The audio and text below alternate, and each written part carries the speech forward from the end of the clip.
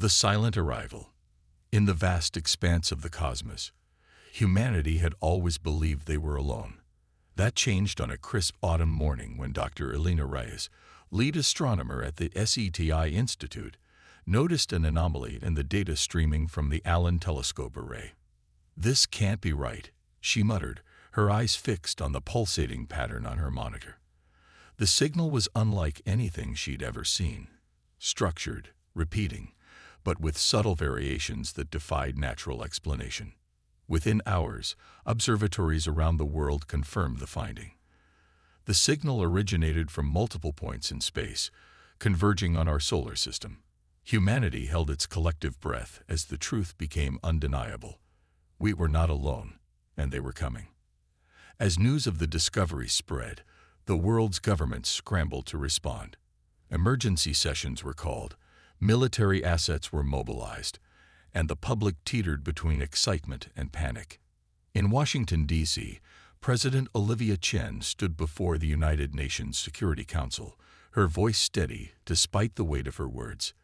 "Ladies and gentlemen, we stand at the precipice of the most significant moment in human history. Our response will define our species for generations to come." The debate that followed was heated. Some nations advocated for an immediate show of strength, proposing to launch every available missile at the approaching entities. Others argued for a more peaceful approach, suggesting we broadcast messages of welcome across all frequencies. In the end, a compromise was reached.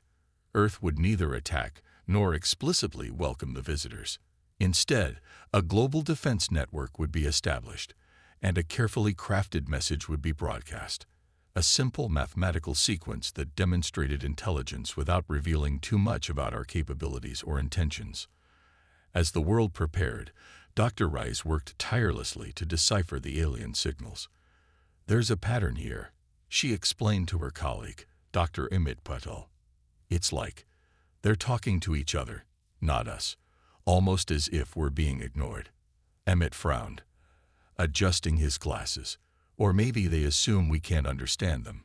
Either way, it's not a great start to interstellar relations." Weeks passed, and the signals grew stronger. Earth's most powerful telescopes detected objects decelerating as they approached the outer edges of our solar system. The world watched and waited. Armies stood ready, and civilians stocked up on supplies, unsure whether to prepare for war or celebration. Then, on an ordinary Tuesday afternoon, it happened. The skies above every major city on Earth shimmered and distorted. Massive shapes appeared, defying physics as they seamlessly transitioned from invisibility to tangibility. They were ships, but unlike anything humans had ever conceived. Some were organic, pulsing with bioluminescence.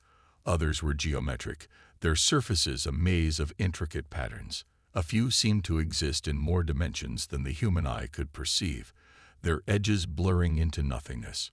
In New York, Tokyo, Lagos, and 100 other cities, people poured into the streets, their faces turned skyward in awe and terror. Cell networks crashed under the weight of millions trying to share what they were witnessing. News anchors struggled to maintain composure as they reported on an event beyond their wildest imaginations. Hours passed, and still, the ships hung silently in the sky. No communication, no attack, no sign that they even acknowledged the planet teeming with life beneath them. In orbit, the International Space Station provided a unique vantage point. Commander Sarah Lee's voice crackled over the radio, thick with emotion. "Houston, the vessels have completely surrounded Earth. We're counting at least 50 major ships, with smaller craft moving between them. But they're ignoring us. We've tried hailing on all frequencies. Nothing." Back on Earth, world leaders grappled with the silence. Military commanders urged action, fearing the aliens were preparing for a surprise attack. Scientists pleaded for patience, arguing that any civilization capable of such technology could have easily destroyed us already if that was their intent. As the stalemate stretched into days, an unsettling reality began to dawn on humanity. These advanced beings, capable of crossing the vast gulfs of space, didn't seem to consider us worth acknowledging. We were like ants to them, our civilization too primitive to even warrant communication. This realization hit different people in different ways. Some felt relief, grateful that we weren't immediately annihilated. Others felt a deep, burning indignation. Humanity had achieved so much, reached for the stars, split the atom, unraveled the human genome. And yet, we were being treated as insignificant. 1 week after the arrival, Dr. Elena Reyes made a breakthrough. "The signals," she exclaimed, bursting into the emergency command center that had been established in Geneva. "They're not just communication. They're reshaping reality around them." She explained her theory to the assembled leaders and scientists. The aliens weren't simply ignoring humanity. They were altering the very fabric of space-time in a way that rendered them almost imperceptible to our level of technology. It was like they existed in a bubble of advanced physics, parallel to our reality, but largely separate from it. "So what you're saying," President Chen said slowly, "is that they don't even see us as a potential threat or ally. We're just background noise to them." Elena nodded gravely. "It appears so, Madam President, but this also presents an opportunity. If we can understand how they're manipulating reality, we might be able to bridge the gap, force them to acknowledge us." The implications were staggering. Humanity stood on the brink of either obscurity or ascension. We could resign ourselves to being cosmic footnotes, or we could rise to the challenge and prove our worth to the galaxy. As the first month since the arrival drew to a close, humanity made its choice. We would not be ignored. We would not fade into insignificance. If the stars had conspired to overlook us, then we would make them take notice. Operation Cosmic Voice was initiated. Every nation, setting aside old rivalries, pooled their resources and brightest minds. The goal was audacious: to develop technology capable of piercing the aliens' reality warping field and establish communication on their level. As work began on this monumental task, a strange calm settled over the Earth. The alien ships became like new moons in the sky, their presence a constant reminder of how small we were in the cosmic scale.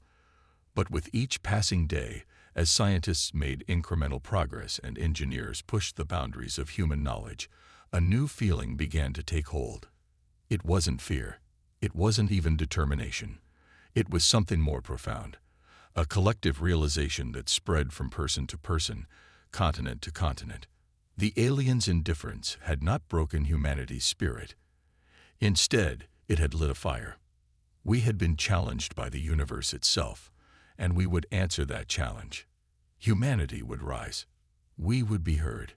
And the galaxy would learn that on a small blue planet, orbiting an unremarkable star, lived a species that refused to be silenced. The stage was set for humanity's greatest endeavor. The silent arrival of our cosmic neighbors had sparked a revolution in human thought and capability. As we stood on the precipice of a new era, one thing became clear.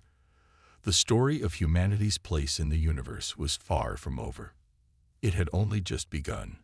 The Galactic Council's ultimatum. As Earth rallied its resources and intellect towards Operation Cosmic Voice, the alien presence remained an enigma. Their massive ships hung in the sky like silent sentinels, a constant reminder of humanity's newfound insignificance in the cosmic order. Yet this very silence fueled humanity's determination to be heard. 3 months into the operation, a breakthrough came from an unexpected source. Dr. Yuki Tanaka, a quantum physicist from Japan, had been experimenting with entangled particles, pushing the boundaries of what was thought possible. Her team had managed to create a stable quantum field that seemed to resonate with the alien ship's energy signatures.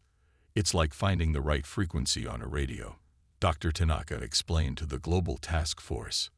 "We're not breaking through their barrier yet, but we're definitely knocking on the door." The news reinvigorated the global effort.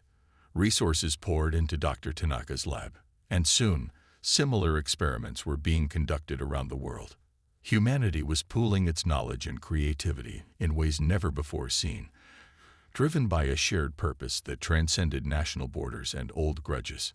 It was on day 127 after the arrival that everything changed. As Dr. Tanaka's team pushed their quantum field to new limits, there was a sudden surge of energy. Alarms blared, and for a moment, the world held its breath. Then, like a veil being lifted, the alien ships seemed to snap into focus. They were no longer distant, untouchable entities. They became crisp, clear, and undeniably present. Before anyone could celebrate this achievement, a voice boomed across every communication device on the planet, in perfect, accentless language specific to each region. Attention!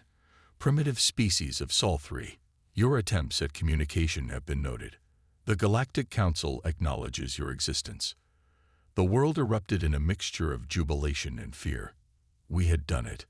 We had forced the aliens to recognize us. But at what cost? Within hours, holographic projections appeared in major cities worldwide. They depicted a diverse array of alien species, each more bizarre and wondrous than the last. At the center stood a tall, luminous being that seemed to shift and change as one watched.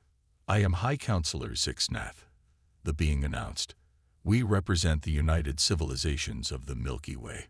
Your species has achieved a rudimentary form of quantum communication, thus qualifying for official contact." What followed was a crash course in galactic politics.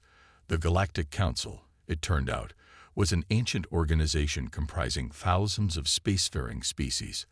They maintained order across the galaxy, regulated technological development, and ensured that younger races didn't pose a threat to cosmic stability. Your world, Sixnath continued, stands at a crossroads. You have two choices. Join the Galactic Council, accepting our guidance and restrictions on your development, or face complete isolation. No trade, no cultural exchange, no access to the stars. You have one planetary rotation to decide. The ultimatum sent shockwaves through human society. Emergency sessions were called in every government. The UN Security Council convened in a marathon meeting that lasted through the night. Social media exploded with opinions, fears, and wild speculation. Proponents of joining the Council argued that it was our only chance to access advanced technology and secure our place among the stars. Others feared that accepting alien oversight would mean the end of human autonomy and cultural identity. As the deadline approached, President Chen once again stood before the United Nations, this time addressing not just her fellow leaders, but the entire human race. "Fellow citizens of Earth," she began, her voice steady, but laden with the weight of her words. "Throughout our history, humanity has faced moments that defined our future. Today, we face the greatest of these moments." She paused, looking directly into the camera. "The Galactic Council offers us a place among the stars, but at a price. They would guide our development, restrict our growth, and shape us into what they believe we should be. This is not a partnership of equals, but the obsolescence of our potential." Murmurs rippled through the assembly and across living rooms worldwide. President Chen continued, her voice growing stronger. "We have achieved something unprecedented. In mere months, we have forced an advanced civilization to acknowledge us. This was not done through aggression or blind luck, but through human ingenuity, cooperation, and an indomitable spirit." She smiled, a fierce pride evident in her eyes. "I say we are not done. I say we have only begun to show the galaxy what humanity is capable of. Therefore, after careful consideration and global consultation, we have decided to respectfully decline the Galactic Council's offer." The announcement was met with a mixture of cheers and gasps. President Chen raised her hand for silence. "We choose a third option. We will neither join as subordinates nor accept isolation. We will continue to develop, to explore, and to reach for the stars on our own terms. We will show the galaxy that humanity is a force to be reckoned with, not through violence, but through our resilience, our creativity, and our unwavering determination." As the speech concluded, a palpable energy surged across the globe. It was a moment of unity unlike any in human history. Regardless of nationality, religion, or ideology, People felt a shared purpose. We would face the cosmos on our own terms. The response from the Galactic Council was swift. The holographic form of Zixnath appeared once more, its shifting visage unreadable.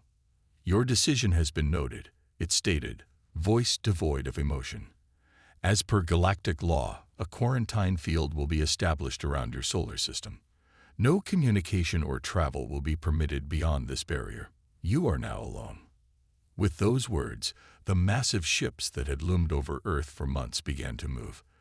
They took up positions at the edge of the solar system, forming a vast, invisible network. The quantum signals that Dr. Tanaka's team had worked so hard to detect vanished, leaving only empty static. In the days that followed, astronomers confirmed that a strange energy field now enveloped the entire solar system. We were, for all intents and purposes, cut off from the rest of the galaxy. Yet, instead of despair, a new sense of purpose filled the air. Humanity had stood up to the Galactic Council. We had chosen our own path, our own destiny. Now we had to prove that we had made the right choice.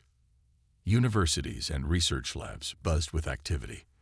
The technology developed to communicate with the aliens was repurposed, probing the limits of the quarantine field. Engineers and scientists worked around the clock, seeking ways to overcome this cosmic barrier. In orbit, construction began on a new generation of space stations and vessels. If we couldn't rely on alien technology, we would push our own to the limit and beyond. The International Space Station was expanded, becoming a hub for zero-gravity manufacturing and research. On Earth, a new era of global cooperation dawned. Old conflicts seemed petty in the face of our cosmic challenge. Resources were pooled, knowledge was shared freely, and a united human culture began to emerge. We were no longer divided by borders or ideologies, but united in our quest to prove our worth to the stars. As the first year of our self-imposed cosmic exile drew to a close, humanity looked to the future with a mixture of trepidation and excitement. We had chosen a difficult path, one fraught with challenges and unknowns. But we had also chosen freedom, self-determination, and the chance to forge our own destiny among the stars. The Galactic Council had given us an ultimatum, expecting us to bend to their will or fade into obscurity. Instead, we had done what humanity does best. We surprised them. Now, as we stood at the threshold of a new chapter in human history, one question burned in every heart and mind. What would we achieve next? The answer, as always, lay in the indomitable human spirit, ready to face the challenges ahead and reach for the impossible. The cosmic stage was set, and humanity was determined to play a leading role, no matter the obstacles in our path. Operation Cosmic Whisper. 5 years had passed since humanity's defiant stand against the Galactic Council's ultimatum. Earth had transformed in ways few could have imagined. The quarantine field encasing our solar system had become a catalyst. 5 years had passed since humanity's defiant stand against the Galactic Council's ultimatum. Earth had transformed in ways few could have imagined. The quarantine field encasing our solar system had become a catalyst for unprecedented technological and social advancement. The International Space Agency, once a loose coalition of national space programs, had evolved into a global powerhouse of innovation. Massive orbital shipyards hung in the sky, visible from Earth as new stars in the night. These facilities were constructing vessels that pushed the boundaries of human engineering. Ships designed not just for interplanetary travel, but with the audacious goal of one day breaking through the quarantine. On the Moon, sprawling dome cities housed thousands of scientists and engineers. Luna Base Alpha, as it was called, had become the forefront of humanity's reach into space. Its laboratories were dedicated to unlocking the secrets of the quantum barrier that kept us isolated from the galaxy at large. Dr. Elena Reyes, now the director of the Cosmic Barrier Research Division, stood at the observation deck of Luna Base Alpha, her eyes fixed on the distant blue marble of Earth. "We've come so far," she murmured to her assistant, Zara Chen. "But we're still trapped in a cosmic petri dish." Zara nodded, her young face a mixture of determination and frustration. But we're close to a breakthrough, Dr. Reyes. The quantum fluctuation experiments are showing promising results. Before Elena could respond, an alert chimed on their comm devices. Emergency meeting in conference room A. The message read, Project Cosmic Whisper has been greenlit. The two women shared a look of excitement and apprehension. Project Cosmic Whisper had been a closely guarded secret, known only to a select few in the highest echelons of the global scientific community. If it had been approved, it meant that humanity was about to take its boldest step yet. In the conference room, holographic displays flickered to life, showing faces from around the solar system. President Amelia Rodriguez, who had succeeded Olivia Chen, addressed the gathering. Ladies and gentlemen, she began, her voice carrying the weight of the moment. After years of preparation and debate, the Global Council has unanimously approved Project Cosmic Whisper. Dr. Reyes, please brief the team on the operation. Elena stood, her heart racing. This was the moment she had been working towards for half a decade. Project Cosmic Whisper, she began, is our attempt to send a ship beyond the quarantine field without detection. We've discovered that the barrier has minute fluctuations, quantum-level instabilities that occur in microsecond intervals. She pulled up a complex diagram on the holodisplay. By precisely timing our approach and utilizing a novel form of quantum camouflage, we believe we can slip a small vessel through these fluctuations. Once outside, the ship will be able to gather data on the wider galaxy and potentially make contact with other civilizations not aligned with the Galactic Council. The room erupted in a mixture of excited chatter and concerned questions. This was an enormous risk. If caught, humanity could face severe repercussions from the Galactic Council. But the potential rewards, knowledge, allies, a way to break the quarantine, were too great to ignore. Who will crew this mission? Asked Admiral Yuki Tanaka, head of the Space Navy. President Rodriguez stepped forward. We're assembling a team of our best and brightest. The crew will need to be not just scientifically and technically proficient, but also capable of representing humanity to whatever, or whoever, they might encounter out there. Over the next few months, Luna Base Alpha became a hive of activity. The chosen vessel, dubbed the HSS Curiosity, was a marvel of human engineering. Barely larger than a traditional yacht, it was packed with the most advanced technology humanity had ever produced. Its hull was laced with quantum-entangled particles that, in theory, would allow it to synchronize with the barrier's fluctuations. The crew selection process was rigorous. After thousands of interviews and simulations, 4 individuals were chosen. Captain Aisha Okafor, a brilliant tactician and diplomat from the Nigerian space program. Dr. Xiang Chen, a quantum physicist who had been crucial in developing the barrier penetration technology. Lieutenant Marcus Alvarez, a top pilot with unparalleled skills in navigating treacherous space conditions. Dr. Lena Petrov, an exobiologist and linguistic expert, prepared for potential alien encounters. As the launch date approached, a tense excitement gripped the entire solar system. This mission represented humanity's first real chance to reach beyond our cosmic prison since the quarantine began. On the day of the launch, billions watched as the HSS Curiosity detached from Luna Base Alpha. Captain Okafor's voice crackled over the global broadcast. People of Earth, we carry with us the hopes and dreams of our entire species. Whatever lies beyond that barrier, know that we go forth not in fear, but in a spirit of discovery and determination that has defined humanity since we first looked up at the stars. The ship approached the edge of the solar system, its sensors probing for the predicted fluctuation in the barrier. Moments stretched into eternity as the world held its collective breath. Then, with a flash of quantum energy, the HSS Curiosity disappeared from all sensors. For several agonizing minutes, there was no sign of the ship. Had it been destroyed by the barrier, captured by the Galactic Council, or had it successfully slipped through? Finally, a quantum-encrypted signal pulsed through the communication arrays on Luna Base Alpha. Dr. Reyes, surrounded by the mission control team, decoded the message with shaking hands. The text that appeared on the screen was short, but it sent a wave of jubilation through the room, and soon, across the entire solar system. Operation Cosmic Whisper successful. We are beyond the barrier.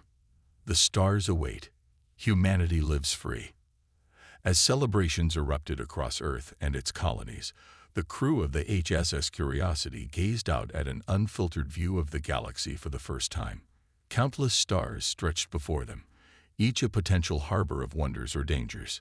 Captain Okafor's voice was thick with emotion as she addressed her crew. We've taken the first step.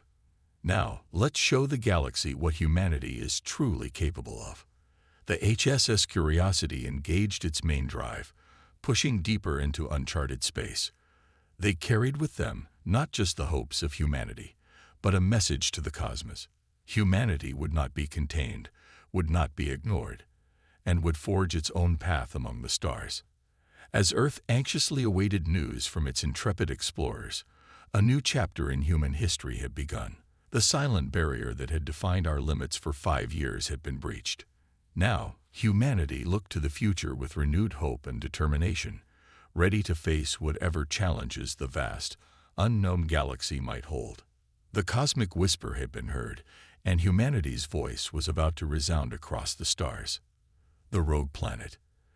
As the HSS Curiosity ventured deeper into uncharted space, the crew found themselves overwhelmed by the sheer vastness and beauty of the uninhibited cosmos. Captain Aisha Okafor stood on the bridge, her dark eyes reflecting the starfield before her. "Dr. Chen," she called, "any sign of pursuit or detection?" Xiang Chen, hunched over his console, shook his head. "Nothing, Captain. It seems our quantum camouflage is holding. As far as we can tell, the Galactic Council remains unaware of our escape." A collective sigh of relief passed through the bridge. They had been traveling for 3 weeks, each day expecting to be discovered and apprehended. But as they pushed further into the unknown, a new tension began to build. They were alone, in uncharted territory, with no idea what they might encounter. Lieutenant Marcus Alvarez, his hands dancing over the navigation controls, suddenly straightened. "Captain, I'm picking up an anomaly at the edge of our sensor range. It's big."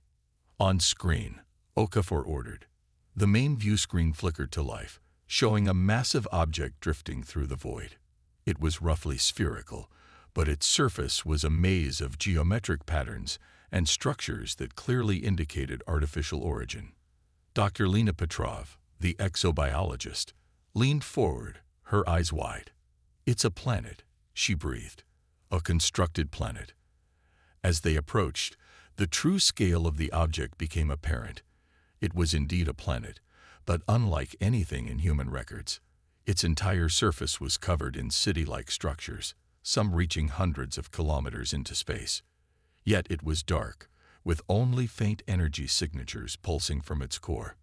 "It appears to be abandoned," Xiang observed, "but the energy readings suggest some systems are still operational." Captain Okafor faced her crew, her expression a mixture of excitement and caution. "This could be the discovery of a lifetime, but we need to be careful.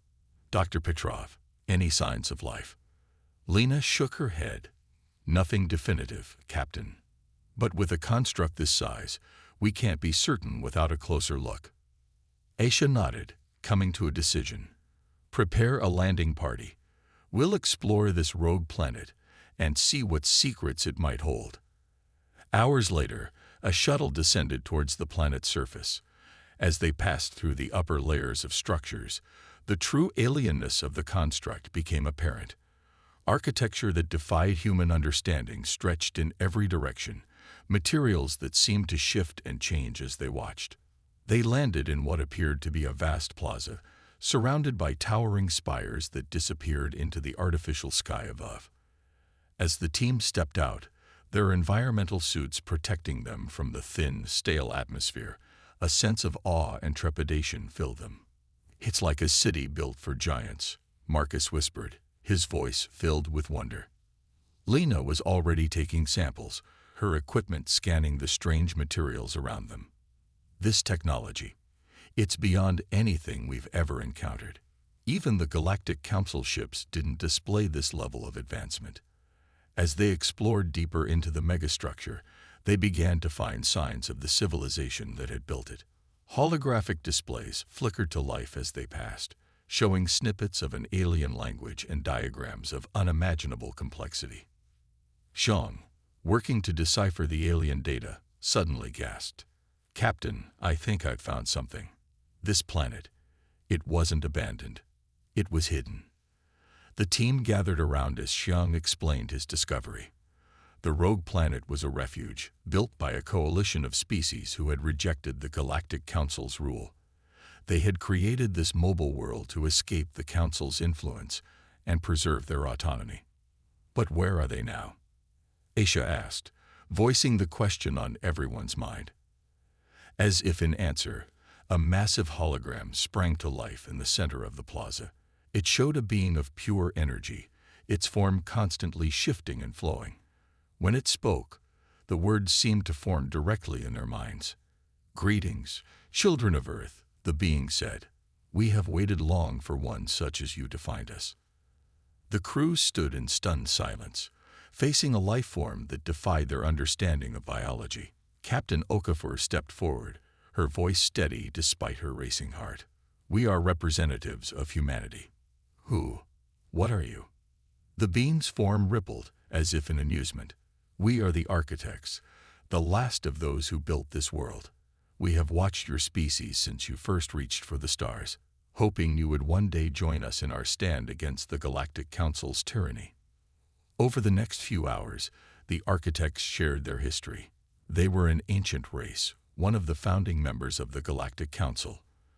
But as the Council grew more controlling, stifling innovation and free will in the name of stability, the architects had rebelled. They built this world ship and flood, gathering other like-minded species as they traveled the galaxy in secret. "But why reveal yourselves to us now?" Xiang asked. The architect's form pulsed with what seemed like excitement. "Because you have done what no other quarantine species has managed in millennia. You broke free. You refuse to be confined or controlled. In you, we see the potential to challenge the Council's dominion." Lena, her scientific curiosity overflowing, asked, "Your technology, your very form. It's incredible. How is this possible?" "Evolution, my dear," the architect replied. "Not the slow crawl of biology, but the rapid advancement of a species that refuses to accept limitations. We have transcended our original forms, becoming beings of pure energy and thought, and we can show you the path to do the same." Captain Okafor, realizing the magnitude of what was being offered, spoke carefully. "While we're honored by your offer, we came here seeking allies and knowledge to free our people from quarantine. We're not looking to start a war with the Galactic Council." The architect's form shimmered, conveying understanding. "War is not the only path to change, young ones. With our knowledge and your indomitable spirit, we believe a new future for the galaxy is possible. One of true freedom and boundless discovery." As the implications of this encounter sank in, the crew of the HSS Curiosity realized they had stumbled upon something far greater than they had ever imagined. They had found not just allies, but mentors who could guide humanity to heights beyond their wildest dreams. Captain Okafor, her voice filled with determination, addressed the architect. "We accept your offer of alliance, but we need to contact our people. They need to know what we've discovered." The architect's form expanded, enveloping the plaza in a soft glow. "Of course, we shall assist you in sending a message that even the Council's barrier cannot stop. It is time for humanity to take its place among the stars, not as subjects of the Galactic Council, but as free beings charting their own destiny." As the crew prepared to transmit their world-changing discovery back to Earth, they knew that the future of humanity, and perhaps the entire galaxy, was about to be rewritten. The rogue planet, once a hidden refuge, was about to become the launchpad for a cosmic revolution. The stars themselves seemed to burn brighter, as if in anticipation of the events about to unfold. Humanity's gambit. The message from the HSS Curiosity reached Earth like a bolt of lightning, shattering the uneasy peace that had settled over humanity in the years since the quarantine. The news of the architects and their offer of alliance spread rapidly, igniting fierce debates and rekindling the spirit of defiance that had defined humanity's initial response to the Galactic Council. In the halls of the United Earth Government, leaders from every nation gathered to determine humanity's next move. The chamber buzzed with a mixture of excitement and apprehension. President Amelia Rodriguez stood at the podium, her face resolute. "We stand at a crossroads unlike any in human history," she began. "The discovery made by the Curiosity crew offers us a chance not just to break free from our cosmic prison, but to leap forward in ways we've only dreamed of. However, it also means openly defying the Galactic Council, with all the risks that entails." The debate raged for days. Some argued for caution, fearing the wrath of the Council. Others pushed for immediate action, seeing this as humanity's one chance to claim its place among the stars. In the end, a decision was reached. Humanity would not cower. We would not hide. We would step onto the galactic stage and make our presence known. Over the next several months, Earth became a hive of activity. With the aid of the architects, transmitted through quantum channels that bypassed the barrier, humanity's technology advanced at an unprecedented rate. Massive shipyards in orbit churned out vessels that melded human ingenuity with architect insights. On the surface, cities were transformed as new clean energy sources eliminated pollution and scarcity. The barrier around the solar system, once seen as an impenetrable wall, now appeared as nothing more than a thin veil waiting to be torn aside. As the day of humanity's unveiling approached, a sense of nervous anticipation gripped the entire species. This would be our moment to show the galaxy what we were truly capable of. The plan was audacious. A fleet of new ships, led by the HSS Defiant, would breach the barrier at multiple points simultaneously. They would broadcast a message to the entire galaxy, declaring humanity's freedom from quarantine and our intention to join the galactic community as equals, not subservient to the Council's rule. As the countdown began, people around the world gathered in front of screens, their eyes turned to the skies. In orbit, Admiral Yuki Tanaka stood on the bridge of the Defiant, her posture rigid with determination. "All ships report ready, Admiral," her XO announced. Tanaka nodded, her voice steady as she gave the order that would change human history forever. "Commence Operation Starbreak." Across the solar system, human ships activated their new quantum drives. In a dazzling display of light and energy, they phased through the barrier as if it were no more substantial than mist. On millions of worlds across the galaxy, communication devices suddenly came to life. Holographic displays flickered on in alien council chambers, private homes, and public squares. The face that appeared was that of President Rodriguez, flanked by representatives of Earth's nations and the crew of the Curiosity. "People of the galaxy," she began, her voice translated into thousands of alien languages, "I speak to you on behalf of humanity. For too long, we have been isolated, cut off from the wider universe by the decree of the Galactic Council. Today, we reclaim our freedom and our future." As she spoke, images flashed across the transmission. Earth's gleaming cities, the new fleet emerging from the shattered barrier, and finally, the rogue world of the architects. "We come not as conquerors, but as explorers and potential allies. We have made contact with those who, like us, believe in the right of all sentient beings to chart their own course among the stars. We extend an open hand of friendship to all who would join us in forging a new future, one of true liberty and boundless discovery." The reaction across the galaxy was immediate and varied. On some worlds, cheers erupted as long-suppressed species saw hope in humanity's defiance. On others, particularly those closely aligned with the Council, there was outrage and calls for immediate action to quell this uprising. The Galactic Council itself was thrown into chaos. The carefully maintained order of millennia was crumbling before their eyes. Emergency sessions were called as they struggled to form a response to this unprecedented situation. As the human fleet pushed further into the galaxy, they were met not with the expected resistance, but with a groundswell of support. Ships from 100 worlds, large and small, came to join them. Species that had long chafed under the Council's restrictive policies saw in humanity a catalyst for change. The architects, true to their word, shared their knowledge freely. Worlds that joined the growing alliance found themselves advancing rapidly, breaking free from technological stagnation imposed by Council regulations. But it wasn't all smooth sailing. Skirmishes broke out on the fringes of Council space as hardliners attempted to maintain control. The human fleet, alongside their new allies, stood firm. Each engagement demonstrated that humanity, despite its relative youth, was a force to be reckoned with. Months turned into years as the galaxy realigned itself. The old order of the Galactic Council crumbled, replaced by a new confederation of free worlds. At its heart stood Earth, no longer a quarantine backwater, but a shining beacon of innovation and liberty. On the 5th anniversary of Operation Starbreak, representatives from across the galaxy gathered on the transformed rogue world of the Architects, now a neutral ground for galactic diplomacy.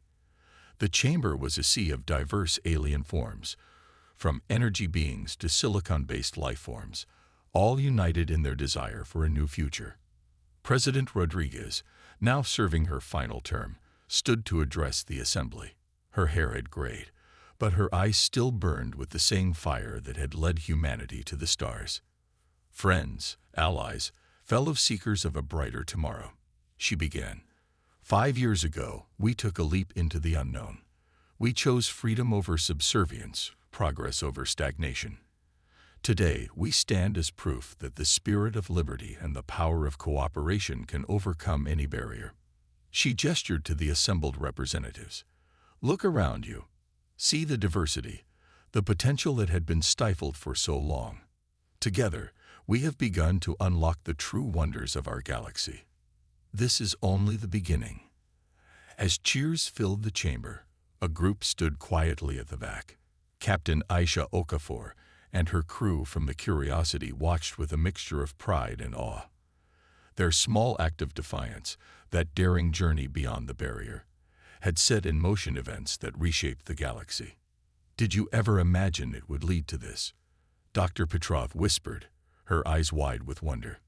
Aisha smiled, shaking her head. No, but that's the beauty of it. We didn't know what we'd find out there. We just knew we had to look. As the assembly concluded and the representatives prepared to return to their worlds, there was a palpable sense of anticipation in the air. The age of restriction was over.